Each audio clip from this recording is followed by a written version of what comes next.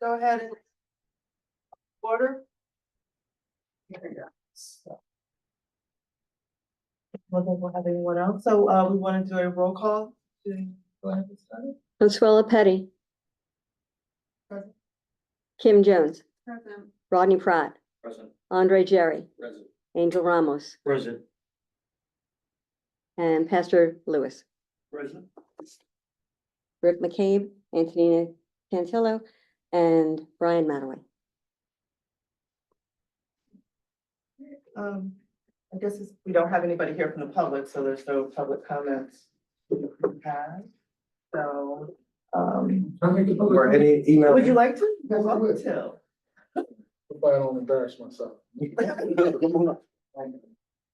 Again, just wanted to say thank you all for being here in the evening and for finding in that robbery to give back to your community. And Consuela, Ms. Petty, I meant to say this last time, but I want to ask a question of you. Put me on the spot. So this committee obviously carries the name and legacy of your father, who was no longer with us. And unfortunately, not too many of us in this room, I don't believe had the pleasure of getting to know him. So I wanted to ask if you could, either in this meeting or in some future meeting, provide some context for the record about what kind of man your father was, and what this city meant to him, to try to steer us to make sure that we are collectively carrying on his torch. Oh, wow. Okay, I can appreciate that. I would be happy to. I don't know if I'm capable of doing that for you today. My dad's stuff is still really raw for me, so I'm still kind of working through that emotional piece. But maybe at the next one, Yeah. I will definitely be able to kind of provide you with a little bit more insight to him and what this whole role would have kind of meant to him and the city of Newcastle as well. So. Thank you.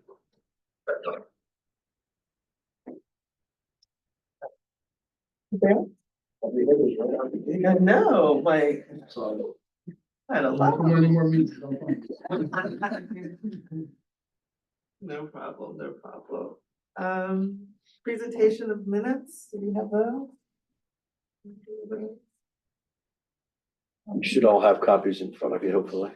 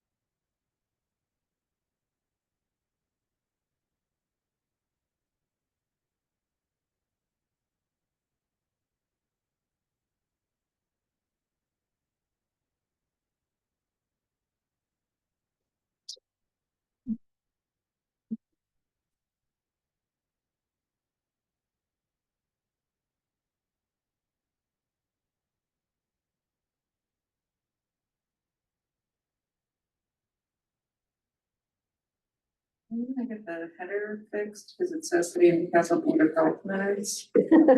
Sorry about that. Oh, it's okay.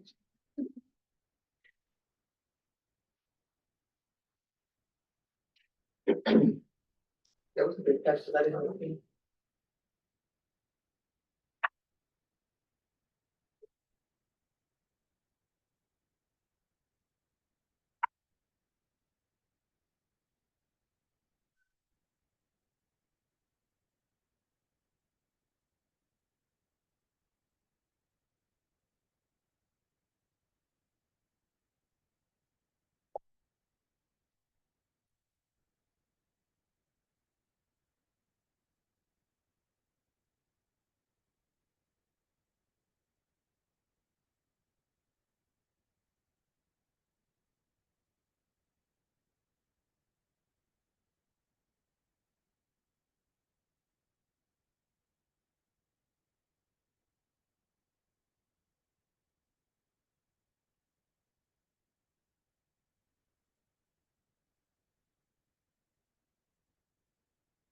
Got a lot of information on you last time as I'm looking Yeah, through this. like, This is fantastic. Yeah. yeah. Anyone have any other changes or anything to think about? Thank you for the write-up.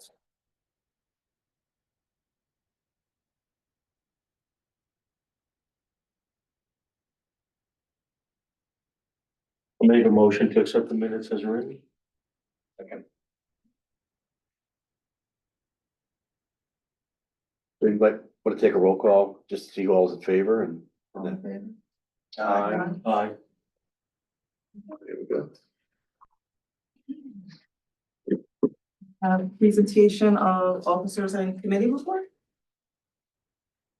So this is where I would suggest that if there's any kind of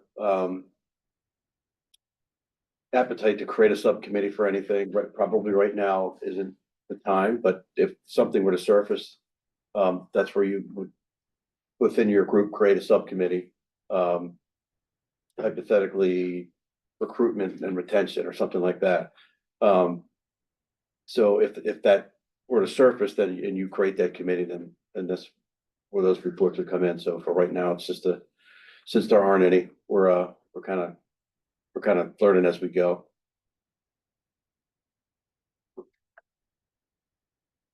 Question of old business, we didn't really have an opportunity, but have anything? No, I mean, I think, again, this is for you all, if something from the last meeting surfaced and somebody wanted to bring something up. In the absence of agendas, we're gonna take advantage of this time just to get the 20 hours of training done, so. I was gonna suggest if you have training that we can maybe start. I think we could.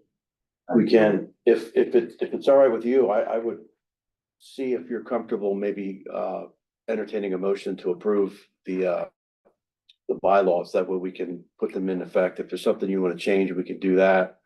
But that would be helpful. And then the one thing we will have to change is obviously the date on the back, but if it gets approved tonight, then you and I can sign these bylaws and they can be in effect. Oh, so instead of being September, it would be November. Right. Is there any plan to add to the article of function, anything around community initiatives and or function that pertain to activities or? Yep, that would certainly be something that the committee could agree upon. We could add language to this. That includes that for sure. Yeah, I'd like to see something that's focused around some community initiatives, what the police will be doing to kind of develop some interaction or some community involvement where there's some type of developing relationships or interaction, whether it's, I don't know, foot patrols or other activities or community initiatives. So where do you see, maybe, you see under functions, you see adding another section? Yeah, maybe I'd like to community see outreach? adding another section. So right now you have 6 Mhm. sections, so maybe we add a 7th that talks about community initiatives or function.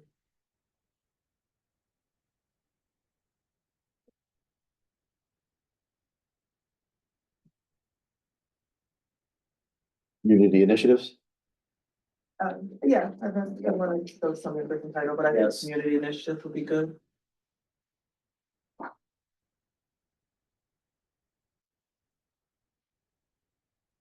Patty, can I clarify, are you saying for the police officers or for the PAC?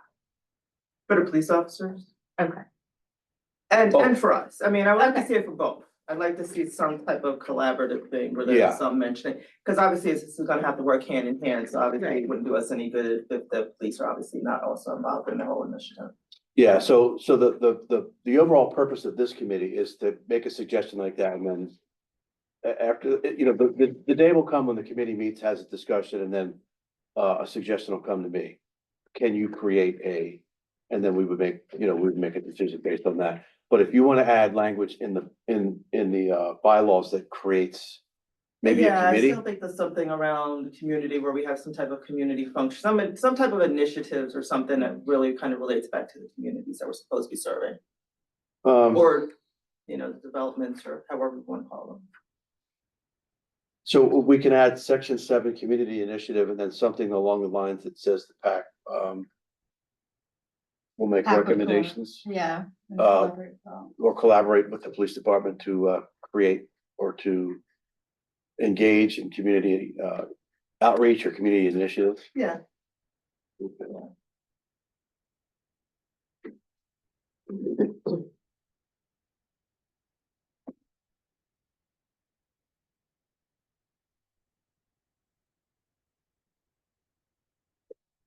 Sounded great, but I forgot what I said. So, PAC will make recommendations to collaborate with the police department to engage in community activities and initiatives. thank you. You're welcome.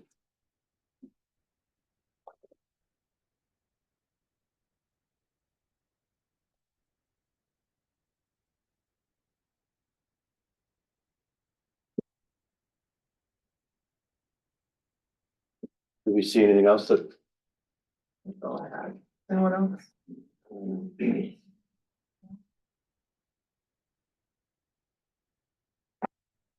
So then it might be a good time to maybe make a motion to amend.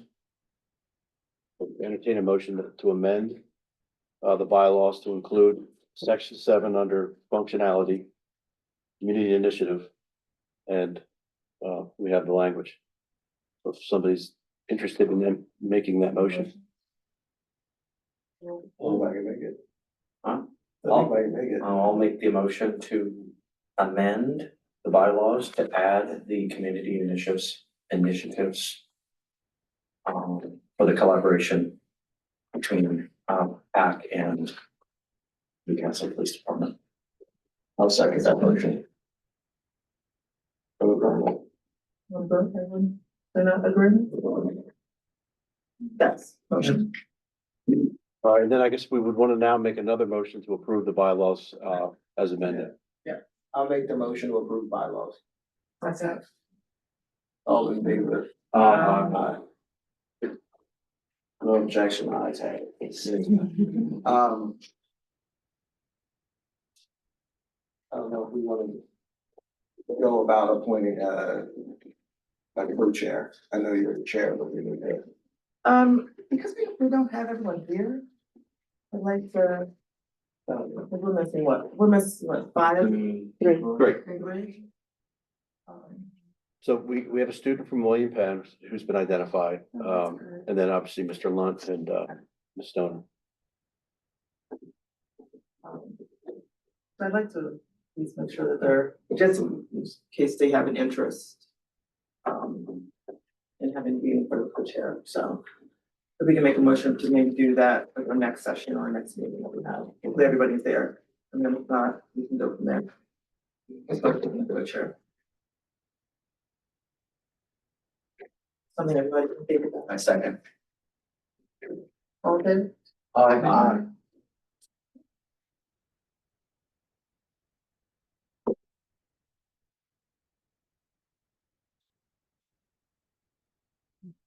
Oh. There you go. You wanted to do history of the House bills or? Want to go through that again? No, I'm looking at, I'm looking at the old one, I'm sorry. Yeah. The hiring policy? Yes, whenever you're ready, I'll take it from there. And this will not take too much time, but this is really all we have left, so. It's up to you if you're ready. I'm ready.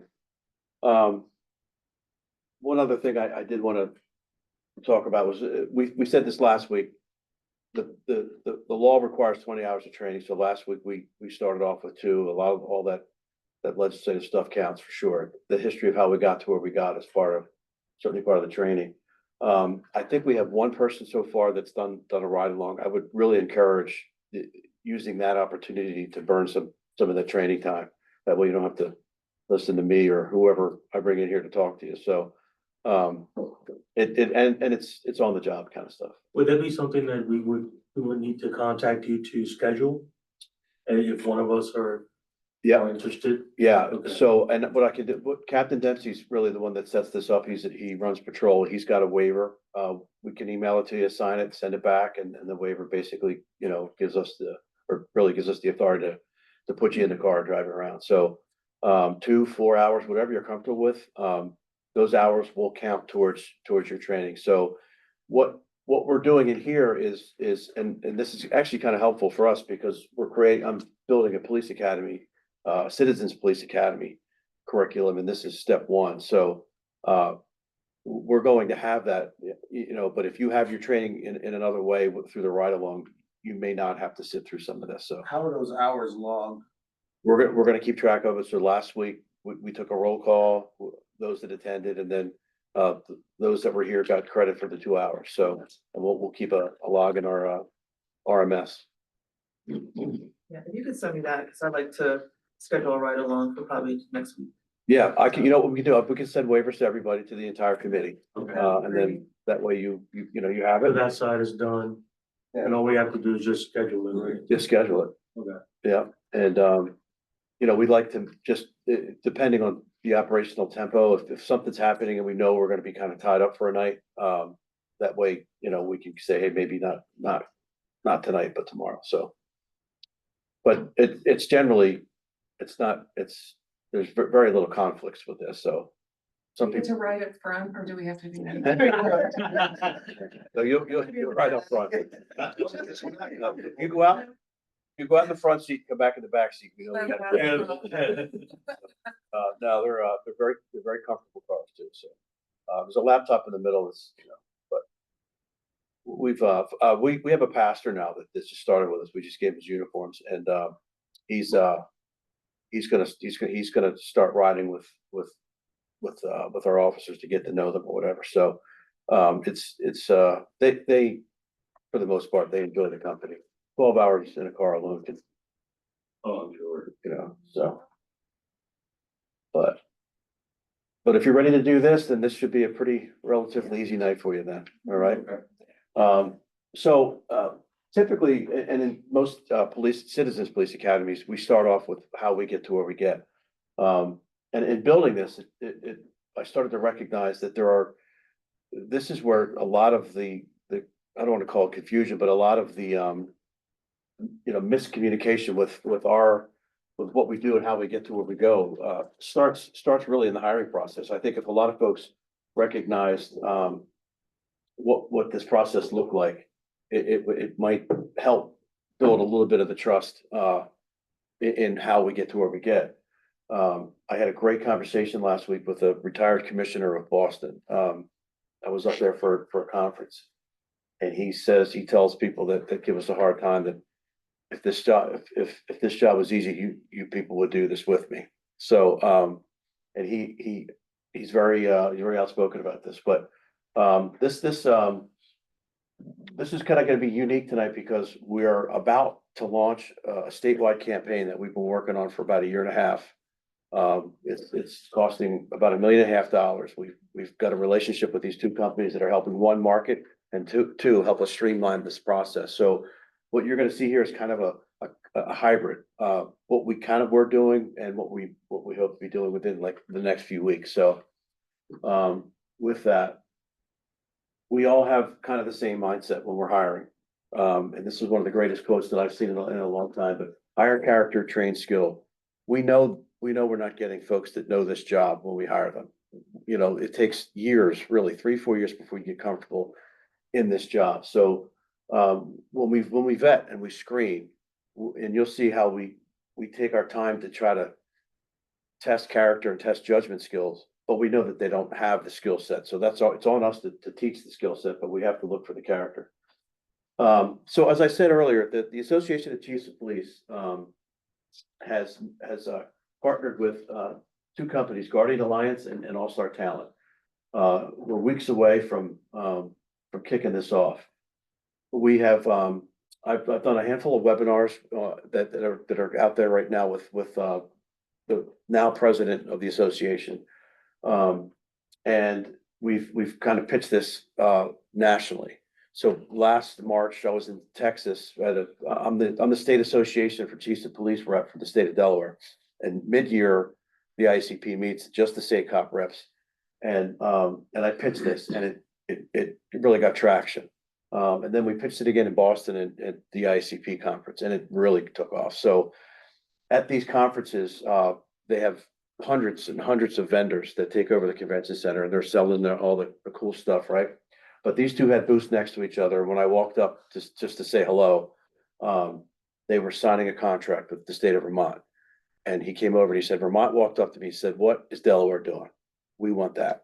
So 9 states have now asked for our plan. So this really has the potential to be special. It involves a significant marketing campaign where we're kind of changing the narrative that's out there now. We're talking about the positive things, the number of positive things that happen versus the number of negative things that happen, and the real stats.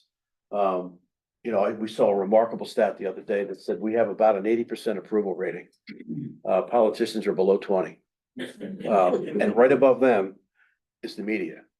So you have the media telling, basically politicians are pushing this message that we need to fix our public trust and they're getting their information from the media. So how backwards is that? That's a kind of a refreshing stat. And that's kind of what we want to push out to the next generation that is afraid to engage in this profession. Let's see if this works. This bottom thing is a link. And I want to show you kind of what this webinar looks like. The chief. How do you envision this initiative? This is awkward. I'm going to fast forward past me. You don't need to see me talking, but this is the president of the association right now, and he is basically summarizing why this is so important. I think the exciting thing for me is embracing technology, and I'm by no means a technology guru, but I'm someone who appreciates the ability to click on a button and have magic happen before my eyes. So I think that as someone who's been in the profession for a long time, I'm excited about young people to be able to meet them in the world that they're in. They're in that world where they want to have everything in the palm of their hand. So I think this common app that we're creating with Guardian is going to give potential candidates who are interested in a career in law enforcement a streamlined process, and it's going to give trying to compete for these applicants the ability to connect with them through a portal that's set up where it's you can communicate back and forth with them. Kind of even though they're already in your process, you get an opportunity to recruit them throughout the process because we're competing against other agencies. So I'm excited, and I hit on this earlier. I mean, we just need to embrace the idea that no person who's interested in a career in law enforcement wants to come in with a pen and fill out paperwork. I mean, we don't even submit reports that way anymore. I mean, everything's typed. So we need to embrace technology, and I think in the long term, we're trying to be creative here and kind of we're kind of catching up really, but we're kind of leading at the same time. So I think it's an exciting opportunity ahead for sure. So the thing that really fascinated me with his comments was what he said, we're catching up, but we're leading. And that's really like, we're kind of in this middle area where we agree that we have to do something different, but this isn't our specialty in policing. We're not marketing experts. We're not IT or anything like that. So we're starting slowly but surely kind of figure that out. I thought he nailed that pretty good.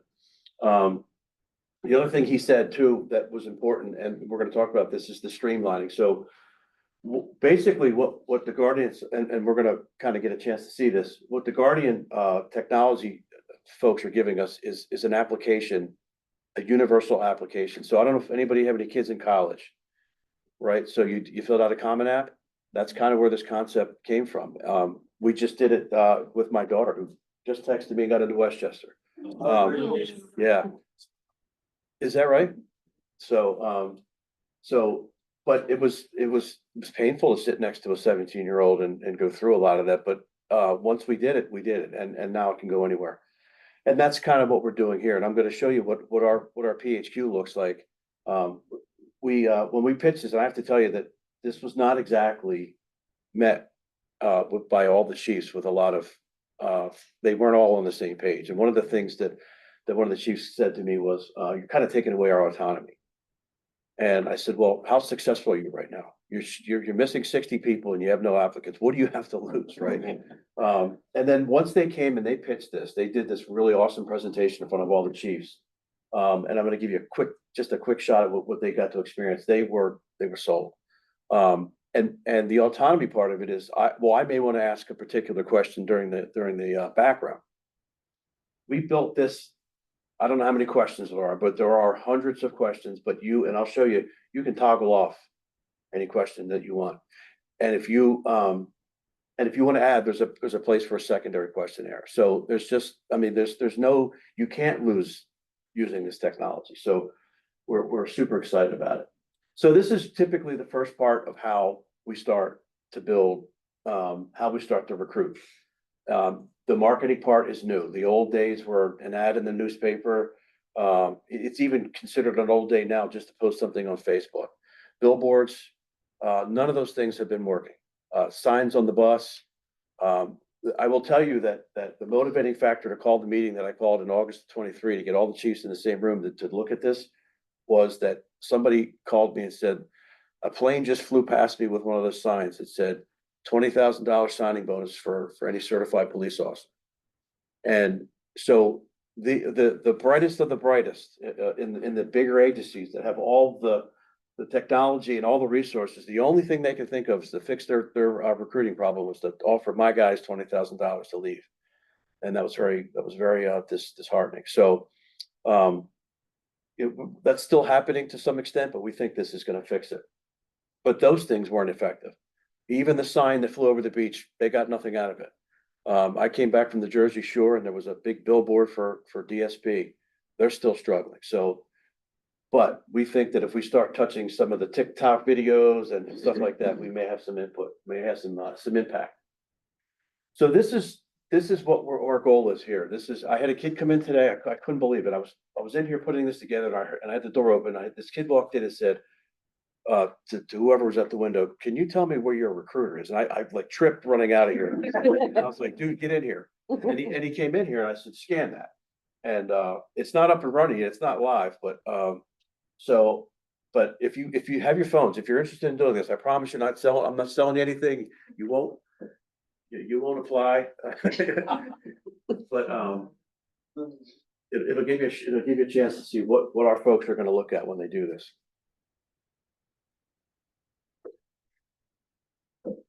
And this is what they did there were 50 chiefs in the room that did this, and I was thrilled to see all 50 pull their cameras out.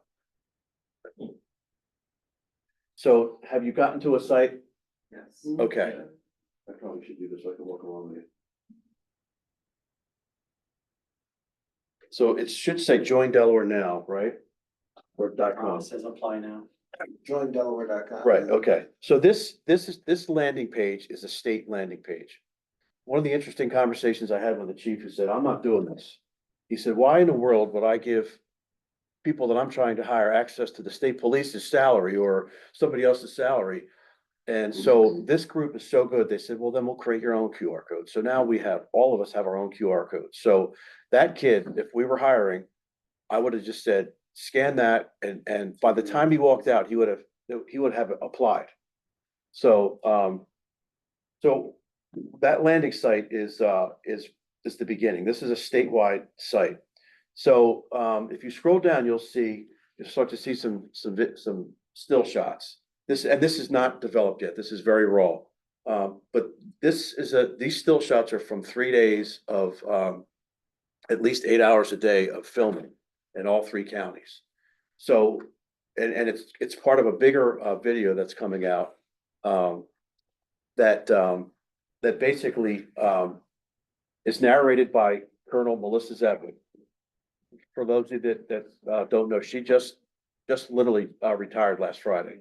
So on her way out, she delivered a very, I haven't seen it yet, but I heard a very powerful collaborative message about policing in general in the state of Delaware, and then kicked it off to a chief from each county who narrated as there was a lot of B-roll. So I had the pleasure of watching. I was at every one of these filmings, kind of helping keep people from overselling themselves, reminding them that this is a collaborative effort. But I saw some really cool things and we captured a lot of it. The idea was, for example, in Wilmington, there's an officer who's the head baseball coach at DMA. We have B-roll video of him working with one of his kids, hitting ground balls, fielding, whatever. And then he's gonna transition into his uniform and then back into his baseball uniform, basically saying, we are the community, right? We're your coaches, we're your mentors, we're your teachers, right? Then I went to Dover, and there was a kid in Dover. This was absolutely happenstance.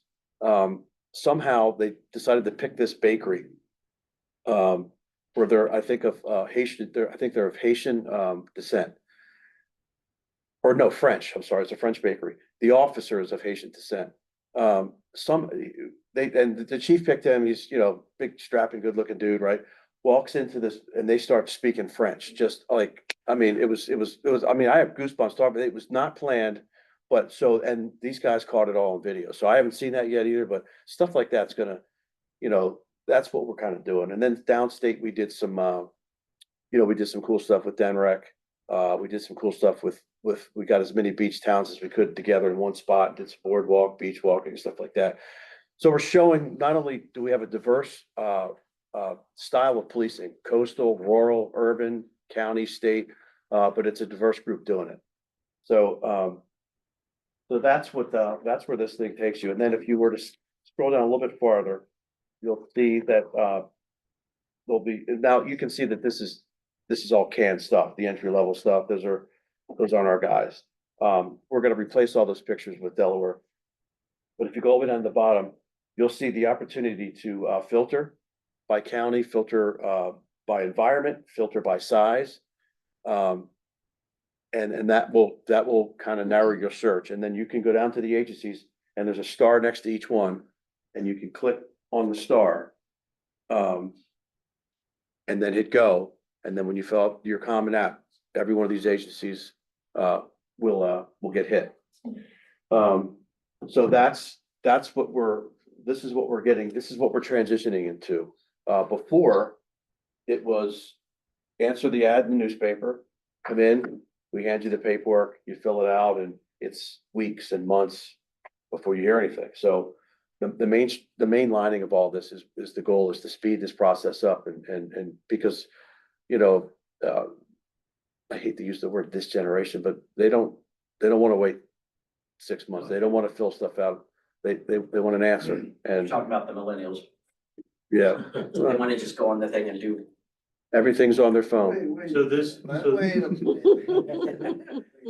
so this gives the applicants an opportunity to possibly just fill out one application and have it sent to Yes, whatever. Yep. Okay.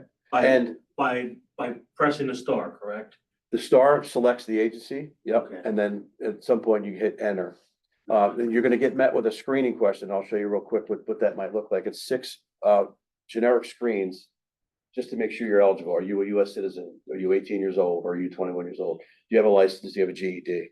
If you are in the military, is your discharge honorable? And if all of those are good, then we get hit. And then when we get hit, we send a link back to the app. So initially this is all automated, but once you screen in, now it's on us to keep track of who's got interest, right? So the kid that came in today, his name was Joshua. I said, so if you screen in the right way, now the way we have it set up here is our staff will all get the email that says, Joshua's interested in your agency. We send them a link real quick to click on this and start filling it out. If the agencies that recruiters are going to be signing them to this, they're not all totally focused on what we're doing statewide. We're being told they're going to be inundated. So they're going to be screaming, turn it off, turn it off, turn it off. That's now, of course, they're selling their product, but Now, let me ask, so, and just looking at this in the last couple seconds, so every time you click on something, it takes you to an opportunity to look at another agency.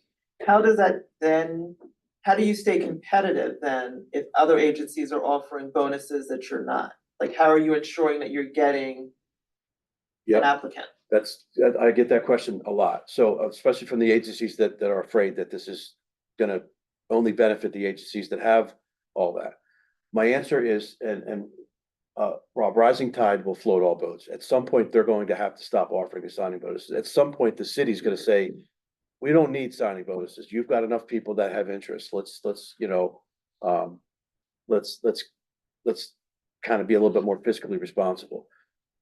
When the state police, and this is not a very popular thing, in my role, I'm gonna take over in December, as the president of the association, and I've said this 100 times, and I'm gonna say it again in December. When they're whole, we'll be whole. They'll stop taking our people. They have a brand they want, but they didn't want my guys, but they needed my guys, right? So, I think that's what will stop. And then I go back to when I started, I was, to get this position, I, went through a process with 70 people for the potential for one spot. That's our goal, is to get back to that, so that kind of reduces. Now I couldn't get on the state police because I was competing with 2,500 people, but I could get on another agency. And that's kind of where the competition, kind of stops. But it's also gonna be really important on the agencies to make sure that they're responsive to these notifications that, hey, Joshua's interested in your position. There are gonna be agencies that probably don't have a system in place to respond to that right away, and they may lose out. But to your point, it always was competitive back in the day. But there was such an interest in this profession that we managed to, some of the best folks we had were B and C band troopers. They A band their top 20, and then they B band, C band. Some of the best cops I've worked with were C band troopers. So that's our goal, is to, but again, it all depends on whether or not there's gonna be that national interest too. So that's what that looks like. So once we get folks in, the way that the process starts is we start to screen, right? So we talked about this at the last meeting, but the recent legislation, which was House Bill 206, which was sponsored by our own Mimi Minor Brown, it helped create the Police Officers Standardization and Training Commission. They are the end all be all for all our training and our hiring practices, right? So POST is now, it used to be known as the Council on Police Training. COPT fell under the purview of the state police. One of the things we did when we drafted this legislation to kind of to create a little bit more transparency and a little bit more separation from the police and this commission, was we stood up this separated them from the state police and stood this commission up. The makeup is relatively similar to COPT, but we added some language which we talked about in the last meeting. So, but the mission of the POST is to enhance public trust, confidence in law enforcement by establishing and maintaining professional training, accountability, and certification for all Delaware police officers. So in a second, I'm going to show you their website, which is brand new. That just went live maybe 10 days ago. POST is now really going to be one of the standards that one of the entities that creates the standards that helps regulate this profession. And obviously, we need the subject matter expert to be part of that commission. But there's also the makeup of this. It's almost 50-50 sworn, non-sworn. So it's not all cops. There's elected officials that are on this commission. Whether or not they attended or not, that's another point. But they're on it. And then it's very similar to the makeup of this body, right? The law required that this body mirror what the makeup of POST looked like. It wasn't required, but it was recommended, and we really hit it out of the park. You absolutely represent what POST looks like, minus there's not as many police officers on this, but so the screening process starts with standards that are set by POST. We start with a written test after we screen a basic screen, and I'm going to show you what that looks like. I think I skipped something here. One of the first steps we take is a written test. Now, this POST is a different POST. This is a private company that Standard Associates that creates the police officer test. We require 70% to pass. There are agencies now that are contemplating waiving this test. There are agencies that are contemplating not having a passing score, just take it. So that's kind of scary to think about. But what we do for our candidates is, and all of this is on our website. You go on the website, you see what the standards are for the written test, and then we give you access to a link to the company that sells us this test, and this is Standard and Associates. So we will walk the candidate through, these are the folks that make the test. These are what the entry level looks like. And then you can get access to a study guide on here, right? So we're giving them every opportunity we can, to do well. We can, and we do the same thing for the oral interviews too, right? So when these guys show up not prepared, we know that's a red flag. If we're giving you all these tools to do well, and you're not taking advantage of it, that's definitely an issue. What happens to me? So the written test is typically the first part of it. The physical agility is the second part of it. Now, sometimes we flip-flop this, right? So the tests cost money, right? So if we're spending money on a written test and then we take them out and they can't do a push-up, we're like, well, we just wasted $25, right? So this part of it is I think every agency kind of does their own thing. But typically after the written test is given, it's usually the same day. We'll bring them in. Back when we had a lot of candidates, this room would be filled with people taking a written test, and then we'd all go over to William Penn High School and run around the track. Now we're doing it almost, you have interest, come on in. You sit by yourself, that's how we're trying to get in front of all this. Really the purpose of this is to make sure that you have enough to get through the training and then enough fitness, to do the job. Again, we tell people all the time to prepare for these tests, right? This is what we're going to measure you by. You don't think you can run a mile and a half, it's probably not worth your time coming in here. So the standards here are set by the Cooper Institute. And I can tell you that Post right now is doing a serious evaluation on both the written and the physical part of this. There's going to be probably a job task survey done, a job task analysis to create a standard process that all agencies have to follow.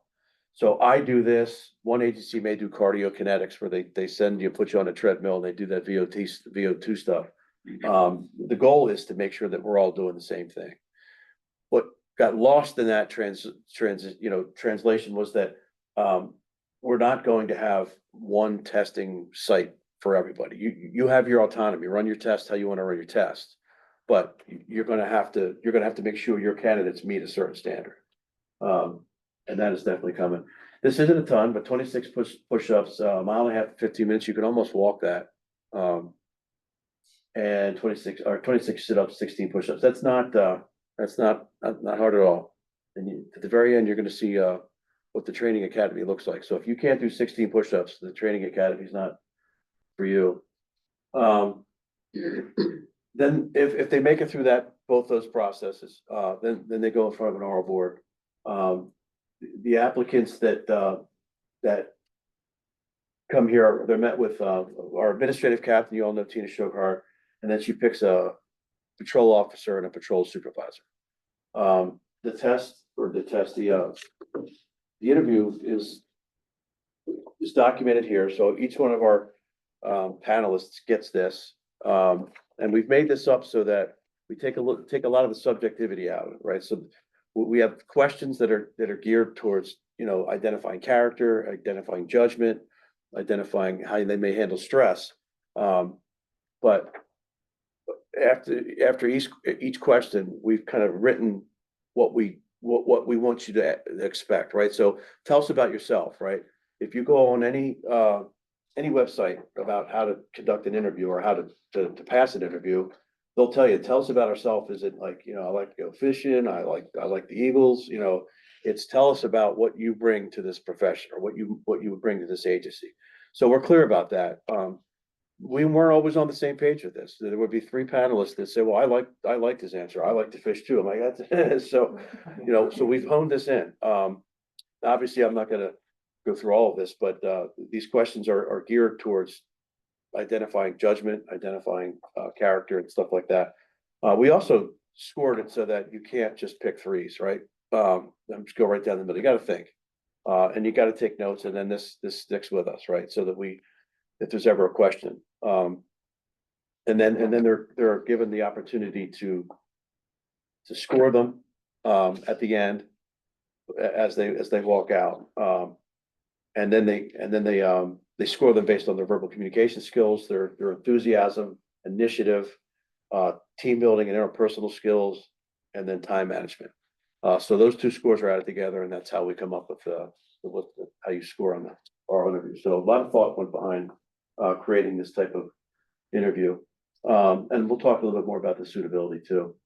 We share with them all the platforms that they can use to be prepared for this. You can tell when somebody comes into an interview and hasn't given it any thought. I'm sorry, I have a question. Mhm. Just based on what you said, you didn't mention anything around, is there anything around how they interact or what their diversity experiences dealing with other ethnicities?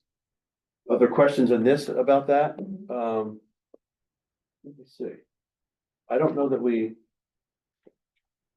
specifically talk about diversity. No, I don't think we have anything specific about that. Tell us about major accomplishments that have made your team, how you work with coworkers, but nothing specifically about working with diversity. So, thought. Food for thought. Then, to segue, when does the diversity, if there is that in that hiring process or the training and whatnot, is there anything as you continue the process in the training, when is there diversity that comes into that? So in the hiring process, not really, but in the training there is. In the curriculum in the training academies have a lot of. I feel like you might have said something about that at the last meeting, that there was some part of the training that went through maybe not DEI, but definitely like empathetic, like empathy. Cultural competence or Cultural, yeah, something like that. So, yeah, in my day, it was cultural diversity. Now there's still cultural diversity, but there's an implicit bias part too that, yeah. So, and that's now a requirement in the academies. So, and it's part of the legislation that we passed that requires the accreditation. Accreditation is going to require policies on implicit bias, but during the hiring process, no, but that's why we're doing what we're doing here, because that's not a bad idea to try to integrate that somehow in the screening process. Yeah. That would be good.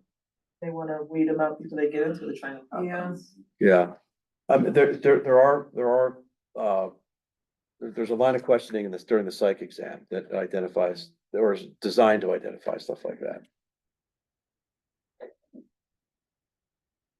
So again, what we're looking for, character, we'll throw some scenario-based questions at them that kind of assess their ethics ability.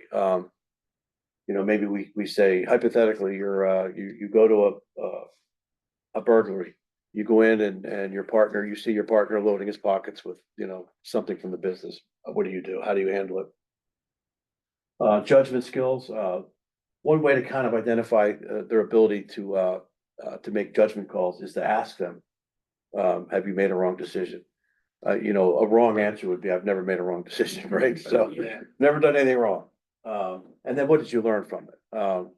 Really interesting answers from folks that are caught off guard with this question, but have life's experience. Which leads me to the next one, reaction to stressful situations. One of the things we're finding is not only are we not getting interest in this, but the folks that are showing up are not qualified. As a matter of fact, some of them are they can't even get past the background.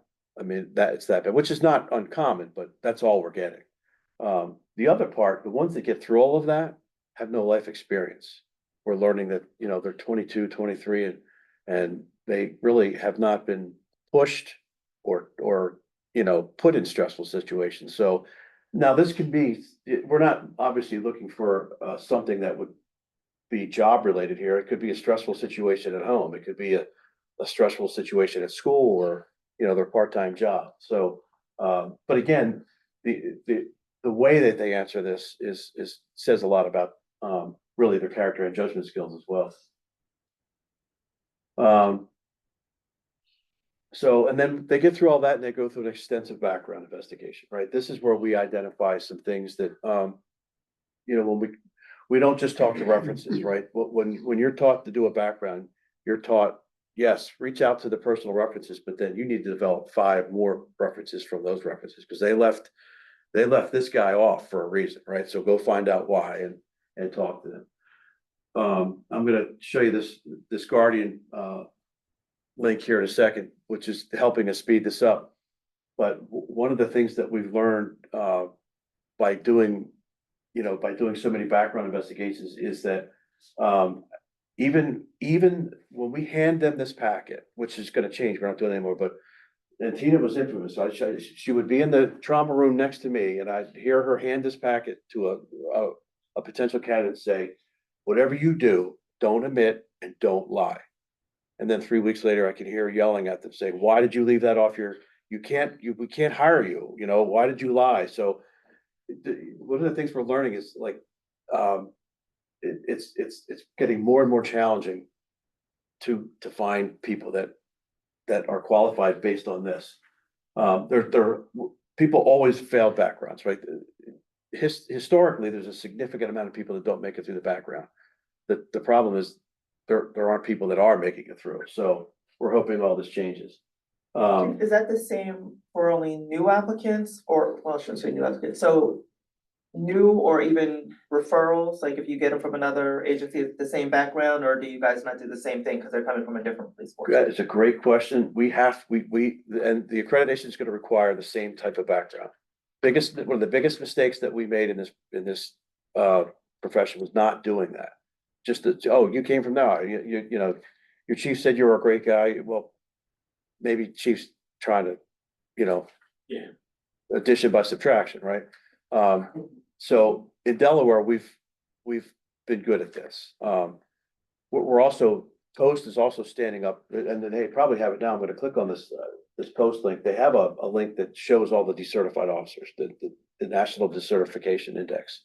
So, we have access to that, but yeah, it's one of the shortcuts folks take when they're struggling and they need help.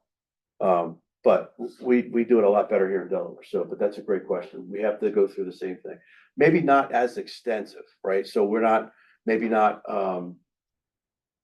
the education part of that or all that may be different because it's already on file, right? We're not tracking that stuff down. So this is what's different, right? So what we did in the past was we would hand this candidate this 64-page PHQ, and it's an extensive questionnaire. It asks you everything that you'd ever think you'd want to ask a potential candidate. Now we're using this technology that we just talked about. If I can find my mouse here. Something happened. So the candidate will have access to this right online. I hope this pops up. Yes, perfect. So this is kind of behind the scenes. This is what we look like, but what the candidate is going to see is this sworn questionnaire. So this is what, when we send them the link, say, we understand you're interested, fill this out. This is what they get. And these are all the questions that we've built into this PHQ, but you'll see these are all mandatory. This is all personal stuff. There's a section on relatives and references. And there's a header at each one of these that says, provide all applicable information below regarding your immediate family. This includes parents, spouse, whatever. We're making sure you don't leave anything off. Again, these are all mandatory here too. Military experience. Now, this is where it gets really kind of cool. If this is not something you want to ask, you can toggle that off. And this is where we started to sell this to other agencies that say, I don't want to ask all those questions. So, but again, this is all the military stuff. I skipped over the experience employment. So list all your jobs. Our good background investigators will find if people left, jobs off. So if you went from one one job to the next, somewhere in there, that job knew where you came from. So if I'm talking to a manager that says, well, I used to work at Walmart. Well, that's not on here. We find out why that's not listed. And we've, discover a lot that way. Financial obligations. So we've disqualified applicants because of their credit score, because of their debt. That's not a good way to start, start this profession, in debt, and owing money with low credit. It's a bad combination. But very, very in-depth questions here, right? So then we get to the legal part. It disclosure of arrests, convictions, unlawful acts, and it ends by saying whether you were caught or not, right? So and polygraphs end up dragging a lot of information out of our candidates. A lot of folks don't make it through that because they've left things out, or they've omit, or even flat out lied about it. But and just because you've been arrested doesn't mean you can't be hired, right? The misdemeanor arrest is depending on the situation, it's not going to disqualify you. But getting arrested and not telling us that you got arrested would disqualify you. But there are certain things that are obviously disqualifiers too. Then driver's license stuff. We obviously can't hire somebody who's revoked. But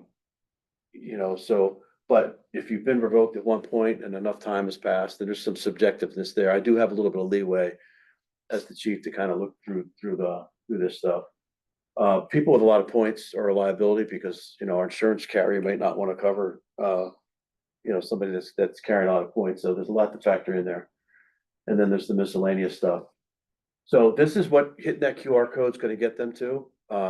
And although there's a lot of questions, I mean, they could literally do this on their phone. Obviously they're going to have, documentation in front of them. Question, Yes, sir. how far back do they ask you to go when you're filling out this? It's all your prior employment, all your prior residences, 5, 10, 20 years? as far back as, if I were to apply for this tomorrow, I'd go back to 1983. I worked for an apartment complex as a lifeguard, and I worked for Tracy McGregor. And then I'd have to talk about working at the Arrow Car Wash, and so yeah. Now, You actually remember all that? That's what I Do was I? thinking. I I feel- can barely remember 5 years ago when I was Yeah. 20. well, so we do take that into consideration, but we're talking about 23, 24-year-olds, so they don't have an Yeah. extensive history, right? It's mostly, I went to college and I worked at, whatever, part-time. If I filled out an application right now, I'd struggle. For sure.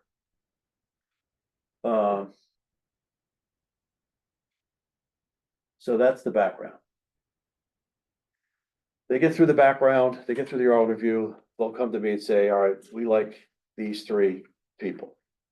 They come for a chief's interview. So the difference between what I'm looking for, I'm already assuming that they've made it through the oral interview with our admin captain and our supervisor. So they've been tested on their character, they've been tested on the judgment skills. I look for suitability. This is a small agency.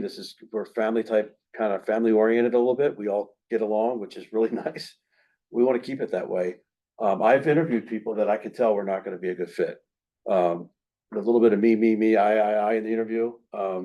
I had one kid when I said, where do you want to be in 5 years? He said, go to SWAT team. I said, I don't have a SWAT team. And I said, what else you want to do? He goes, I want to go to a SWAT team. And he said it to me 3 times. I said, well, good luck, because you ain't gonna, so things like that. And then commitment to serve. The greatest interview I've ever conducted was with a kid who just got out of the Marine Corps. And he really could go anywhere, I think. He's that marketable. And I said, what is it? What is it about this job? What do you want to do? He said, no, I just want to serve. And it was the way he said it that I was sold. I was asked this question in DC when we took this recruiting thing down to Senator Coons had a roundtable on this. They loaded us with some of these questions they're going to ask us, right? But they said, we're going to ask you, why did you become a police officer? And I said, I'm going to tell you right now that my answer now is not the answer I gave 100 years ago. Because 100 years ago, I was just trying to get the job. I want to help my community. I I did this because there's a calling here. There's just something that says, I want to do something good. Plus, I need to be in the middle of some chaos every now and then. I'm not healthy unless, things are chaotic. And that is the reality. It's been a while. I tell the story all the time, but somebody called one time and said, one of your guys just blew my doors off on Basin Road, going too fast. Don't you follow the speed limit? I said, well, we should. I said, but I'll tell you this. I said, we're not called first responders for no reason. I said, we just have this inherent need to be first. So wherever he was going, he wanted to be first. But that is the truth. And so when you screen these, you can tell when they're there and they mean it. I also interviewed 2 kids that I knew weren't gonna make it. And they were the only 2 left. And I wasn't comfortable doing this, but we were really shorthanded. And I was like, I mean, they've passed everything. They passed the written, they passed the physical. I had no reason not to do this, but I just didn't like what I was seeing. They quit before noon the first day in the academy, and both of them. And my phone rang, and it was somebody from the academy who said, we've never seen anything like this in our life. And I was like, well, we're all hurting. But so you can kind of tell. And it's not a rigid questionnaire like the oral interview. I get a feel for you. So you can see how extensive this process is. They make it through all of that, and I say, okay, and then I go to the city administrator, I say, hey, I like this guy, you want to hire this person, I get the okay. Then we put them through a very extensive, comprehensive medical exam. That includes a drug screen, which I'll show you what that looks like in a second. And then a psychological. That's like, we all joke, 20 years, 25, 30 years on this job. I don't think I passed that psych eval right now. But that's very extensive. I want to say, I think it was every bit of 4 hours from when I did it. And the only thing I remember from my psych eval was that I ended up, if I could be anything other than a human, what would it be? Somehow I ended up becoming a bass. I don't know how that happened, but I walked out going, there's no way I'm getting hired. He challenged me. He challenged me. And I chuckled that I didn't realize he was challenging me, but he was trying to see if I had a temper. He was trying to see how I was going to respond, because he made fun of the fact that I was in the Coast Guard. And I kind of chuckled. I'm like, did you serve? He goes, and he had a German accent. He was like, totally irrelevant. And, but they really do, they do put you through some things. And I wasn't smart enough to recognize that it was all test, but apparently I passed. So, and then, they get through that, we get the results relatively quickly. And these folks that do this are, we only use folks that work with first responders.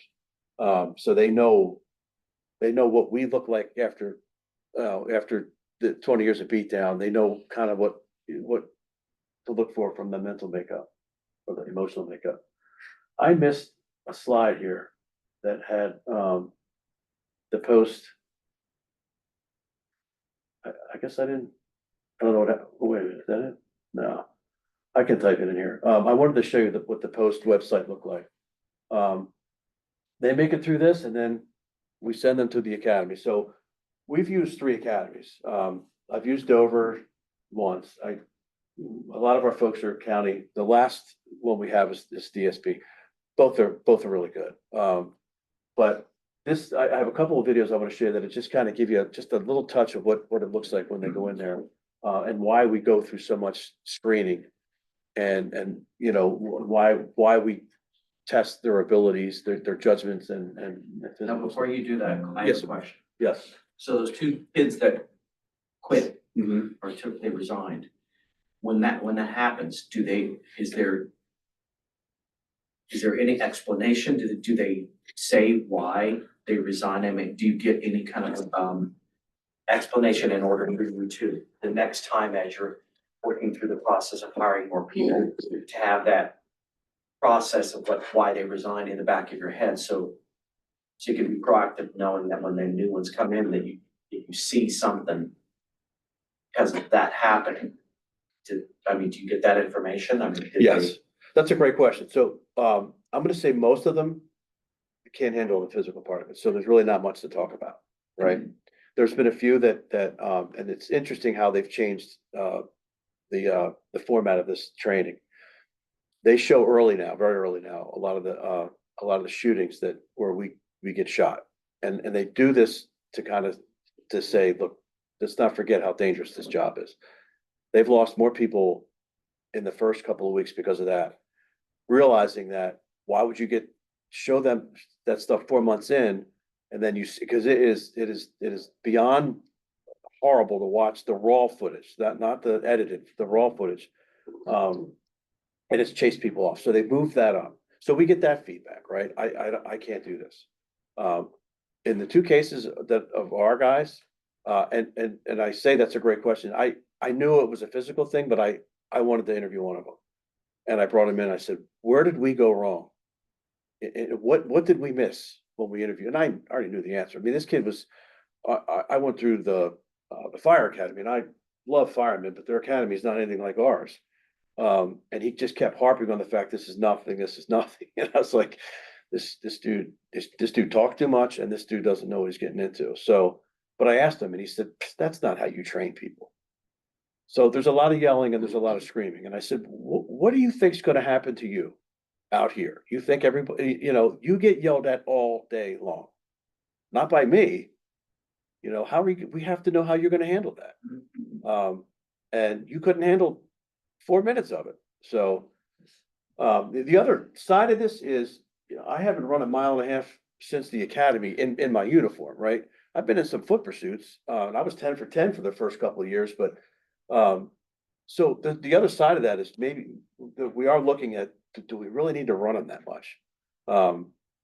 It's more about kind of overall health and wellness. So we are getting feedback like that. Like maybe some of this is a little bit too much, but that's a great question. I know other agencies do exit interviews. The one thing that a lot of the staff will say is, please don't try to talk them back in here. Like we watched, it's unless they quit, like right out of the chute, like our guys did. There is a lot of back and forth. There's a communication, like, look, this is, for lack of a better word, a game. This is us testing you. You can make it through this, don't give up. So there's a lot of positive reinforcement that goes on, but That's good that you do exit interviews, because then at least it helps you. Yeah. Gain insider information when you. Yeah.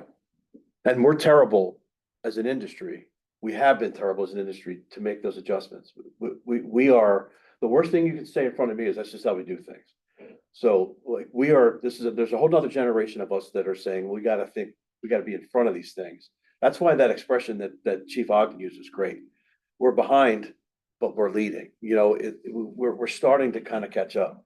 But yeah, it is a lot of it is self-inflicted. This is how we do things. This is how we train. So this first part is kind of they're both county clips, but it kind of shows you what day one might look like. A few times a week, the academy staff conducts a uniform inspection with recruitments. At the beginning of the academy, the first few days, we teach them about the uniform, how to wear the uniform, the different measurements and the creases of the uniform, how to iron, how to shine boots. We give them those tools, and then they'll have their first inspection, and they won't realize how meticulous we are with the inspection. And as time goes on, improve and meet that standard that we're looking for here at the police academy. So the first thing we do is we inspect the uniform, but after that, we test them on their knowledge learned in the classroom, such as 10 codes, criminal law, and traffic law. So for each discrepancy, meaning each thing wrong with their uniform or them failing to know the knowledge learned in the classroom, that equals 1 repetition for various exercises that they will perform throughout the day as a class to work off those discrepancies. Some days will be worse than others. Throughout the police academy, these inspections will instill discipline, awareness, and a sense of pride in reaching their goal, which is becoming a police officer. He's one of the best drill instructors we got a chance to work with.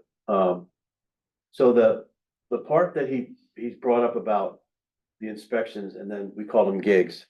And when I went through for the first 3 weeks, we averaged 100 gigs because there were 50 of us. So each one counted. We had 100 gigs in inspection. We had to do 100 push-ups, 100 sit-ups, and 100 leg lifts every hour on the hour. So we'd go down to class. They give us 15 minutes to take a break, drink some water. We go upstairs and do 100, 100, 100. It got to the point where the instructor's like, these guys aren't even in class. And if you did the 100, you had to, and I'll show you in a second what these push-ups look like.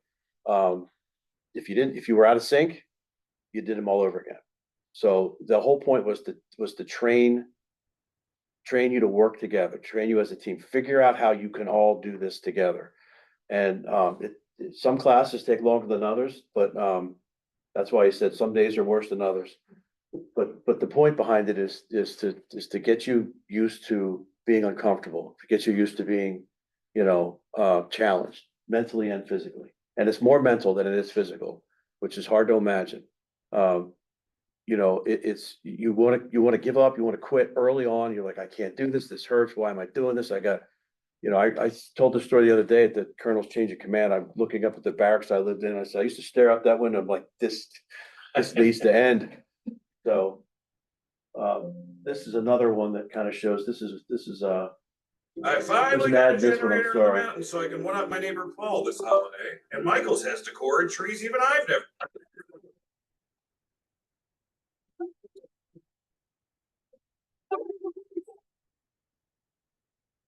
Last week begun their journey into a very challenging 6 to 7 months. They underwent numerous physical activities, homework assignments, and classroom instruction. The biggest challenge they're going to have is you have 35 individuals, most of which have never met each other or worked together before. They have to come together and learn to be a unit, one team, in order to proceed throughout this academy. It's a very stressful topic. It is our job to prepare them for this type of place. We'll apply the concepts of stress and occupation. In other words, control chaos. The next 31 weeks are going to be very challenging for them, but we look forward to their transformation. That class ran through Newcastle towards the end of their, we had a kid in that class and they were sharp as attack. They ran through Battery Park and it was great to watch. So I mean, that is just a very, very, very brief kind of introduction to what that academy environment looks like. I had a former city councilman went to a graduation and afterwards he said, that looks a little too militaristic. Have you ever thought about, I forget the phrase he used, declawing or I forget the phrase he used, but I said, they're being trained like that because if they can't handle it in there, how are they going to handle it out here? How are you going to handle when somebody is just completely non-compliant and violent or verbally abusive? It teaches you to say, hey, you know what? You're not my drill instructor. I'll be all right. So it's there's a level of controversy sometimes when you see some of the training techniques, but there's a method to a lot of the madness. But that's really in a real overview, a real high overview of what the hiring process looks like. You got a chance to see kind of how we did things in the past and how we hope to do things in the future. And our goal is to inundate our HR departments with applicants in the next month. So that's step one in the construction of a police officer. Is there any questions or input or? No, I'm good. Well, I appreciate Expect to go live with the QR code, the apps and all that. So we were hoping mid-November. So we're still kind of shooting for that. We're trying to time it with the video. So that they have a place to land, right? So if we launch this video and they got nowhere to go, that would be, we're afraid that might be an issue. So we're hoping mid-November. And as I say that as it's almost mid-November. Yeah. So, Each of the police departments have like different educational requirements. yeah, so some have lowered them. But in the past, DSP was a 4-year degree, county was a 4-year degree, they've lowered it. Now, a military service is helpful, which it should be. We don't have a college requirement here. So, yeah, it varies. Is there a particular reason why it varies? I don't put the same value on the education that some other agencies do. But I think, and I got into an argument with a guy who's got his master's degree, and I said, well, I got mine at the University of Hard Knocks, I've lived a life in 9 years in the service, and I still have a letter from the county that says I'm not eligible to be on that agency, and they're 60 short.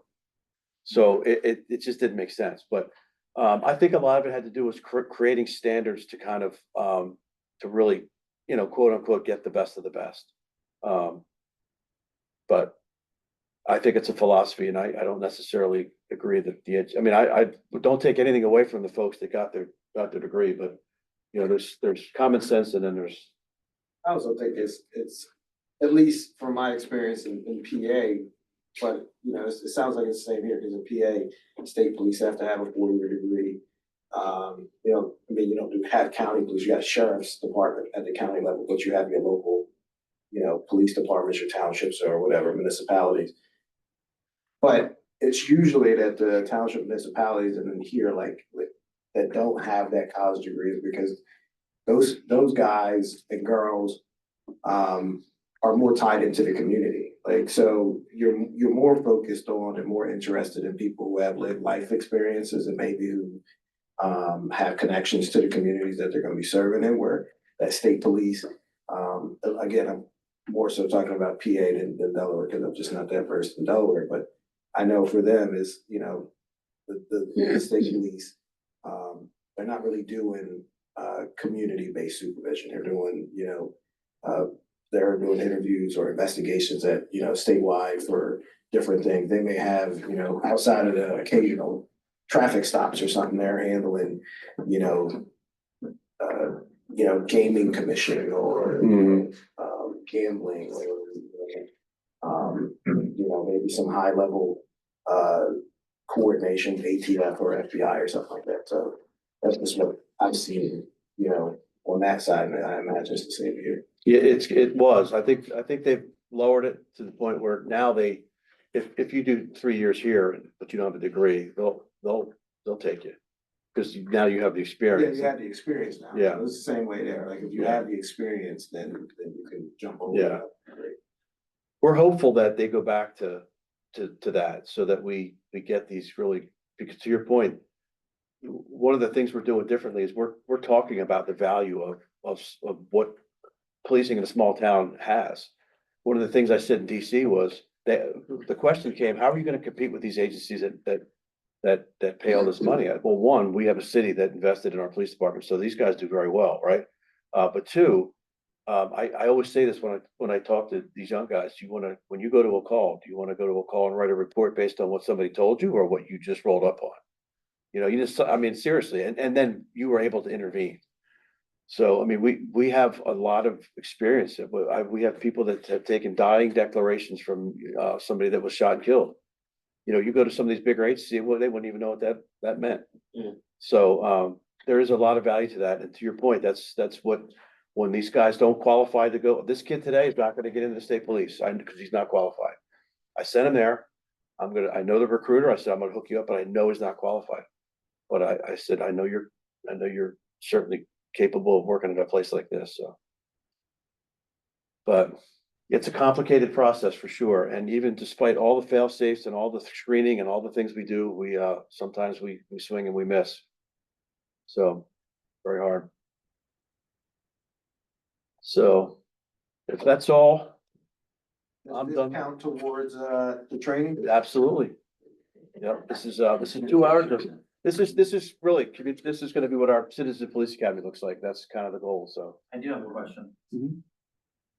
When you were talking about education, are there different levels in each, depending on the, like if it's local municipalities or state or whatever?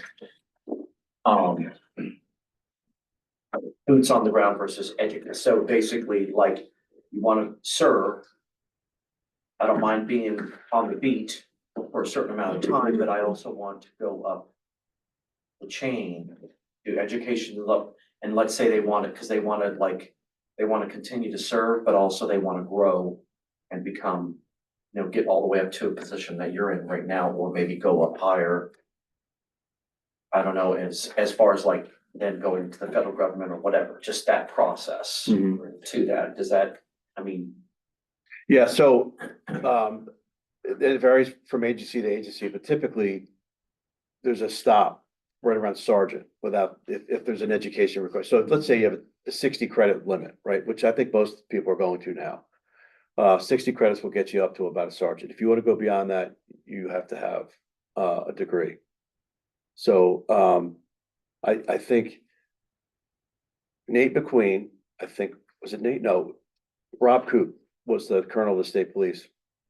Was hired without a degree but worked his way simultaneously, to your point, like this is my goal someday. So as he's going, and a lot of agencies help offset the cost for education. We do it here.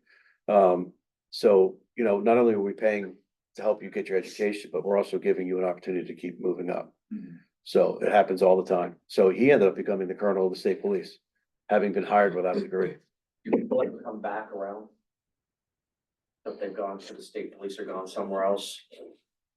Do they ever come back around because they wanna retire out?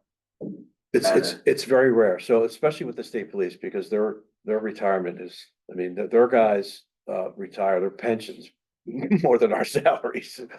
And they have, you know, 100% medical coverage. So why anybody would leave that, I don't know. But yes, it's happened. There are people that have said, I didn't like the atmosphere, I didn't like the environment, I didn't like the police work. It's very hard to become community oriented. You don't get to know the folks that you get, and it's, some people don't like that a little bit. Now, when they go into specialized units, it's different. Their detectives units are some of the best really in the country. So, you know, it varies. But there's a lot of smaller agencies downstate, particularly, there's a lot of bouncing around. What's your age cap? So I don't They know. start out at 21, right? You have to be 21. We don't have an age cap here. Some agencies have, like, I think it's 30 something or other. A lot have a 55 and out.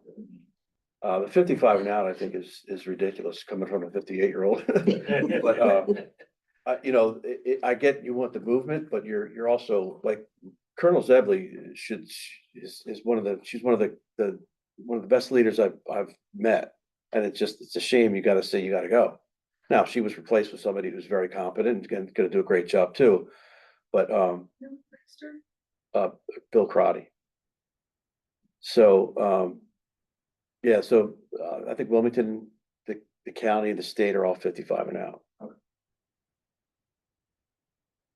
So To be fair though, 55, with the exception of the ones who make it into an admin position like you do, that's a lot of time. And like, if you're a beat cop or something like that, I always used to say, like, you go to work every day knowing you're getting lied to all day long, like.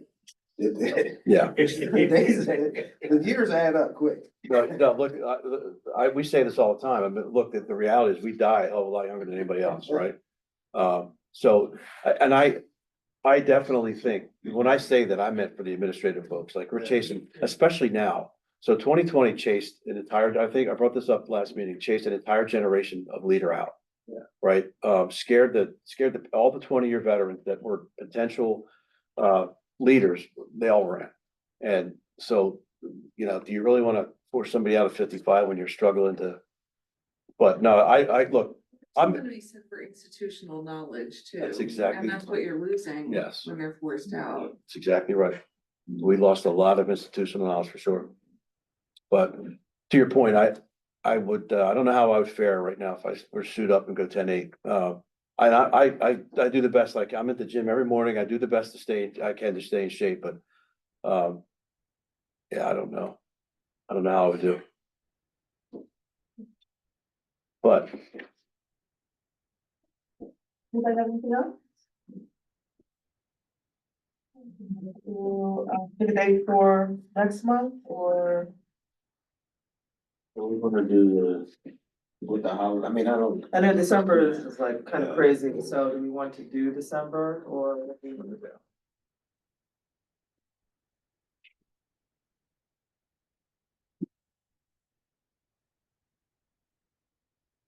I think at the last meeting we mentioned, I think third Thursdays. Yeah. Easy to kind of, I don't know if that would be something that would work for us. The third Thursday of every 19th. month. That one would be the 19th, and we're scheduling a board of adjustment, not board of adjustment, we're scheduling some. we may schedule the adjustment meeting that day. Either that or we have to decide. If it becomes. Yeah, because I know there was a lot that were saying the 5th, 12th, or 15th Yeah, for that. yeah. I'll have to follow up with you if that date's available. I mean, if not, we could take a holiday break. I was about to say, cause the only other date that I would be available would be the 5th. So the rest of December is looking kind of crazy for me. So. I'm fine with whatever date is chosen, or whatever is just. I can let you know tomorrow if we're gonna do the 5th or the 19th for Board of Adjustment, and then which date can work for you guys. That works. For the 5th tentatively, then? I can do the 5th, tentatively, if that works for everybody. But yeah, if you could let us know about the 19th, Okay, that works too. Are we saying December 5th? December Yes. 5th or December 19th. I'm not available on the 19th because No no reasons, reasons, no received. I'm available. That'd be great. that's all to be. And we're gonna send out the waivers too, right? Yep. For the ride-alongs? Yep. They'll get sent tomorrow. And hopefully we'll have, we could let you know about the 19th, all the same message and. So if there's nothing else, motion to, Motion to adjourn the meeting. Second.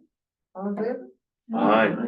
Very well. Thank you so much for your engagement.